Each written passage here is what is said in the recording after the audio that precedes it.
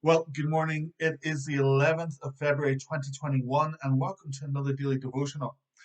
This morning I was in Mark chapter 14, and in Mark 14, Jesus gets anointed at Bethany. This is the story. He says, "And while he was at Bethany in the house of Simon the leper, as he was reclining at a table, a woman came with an alabaster flask of ointment of pure nard, very costly, and she broke the flask and poured it over his head.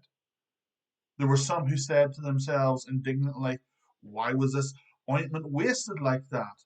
For this ointment could have been sold for more than 300 denarii and given to the poor." And they scolded her. But Jesus said, "Leave her alone.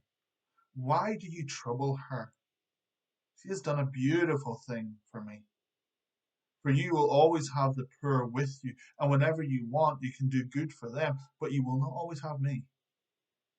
She has done what she could. She's anointed my body beforehand for burial. And truly I say to you, wherever the gospel is proclaimed in the whole world, what she has been told will be done in memory of her." This story is of Mary, it tells us in one of the other gospels. Mary, the sister of Martha, pouring oil on Jesus' feet, wiping it with her hair and crying, and just this extravagant worship, this extravagant devotion. It tells us that this bottle of nard of perfume was worth 300 denarii. So one denarii is a day's wages. So we're talking close to a year's worth of wages that she is just pouring out and being extravagantly just wasting it on Jesus. Well, at least the disciples thought she was wasting it because they're thinking, well, we could sell this and give it to the poor. But you see, there was something that she understood and something we see in Mary that we don't see in many other people. And that is the desire to sit at Jesus' feet, a heart connection, understanding worship.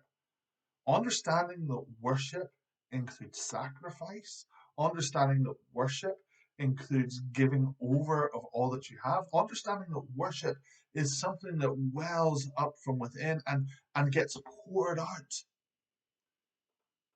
All too often we can look at other people in the midst of their worship and judge them, thinking, well, they're going crazy, or they're doing it wrong, or they're singing it wrong, or they're saying it wrong, or they're doing this, that, or the other wrong, just as the disciples did with Mary here. But Jesus looks at the heart, and he looks at the heart of the matter. He looks at people's hearts in the midst of worship. He looks at where they are, and he values what is given. In the story of the woman with the coin who gives over a penny at her offering, and all these other people are giving out of the abundance of what they have. Jesus says, listen, she's given more than anyone else. She gave all that she had. This woman, Mary, she's giving all that she had for Jesus. And that's what worship is about. It's about the giving over of everything. It's not primarily about singing songs. It's not about uh, musical instruments or anything like that. It's not even about putting your hands in the air or whatever. It's about giving over the heart, of giving what we have, of worshiping with all our heart before the Lord. And the Lord sees that, and it is precious in His sight. For some, just mustering a thank you to the Lord in the midst of where they are at the moment is like that woman giving over her penny. And the Lord says that's valuable. For others, it's the overflow of the abundance of what the Lord is doing in our life.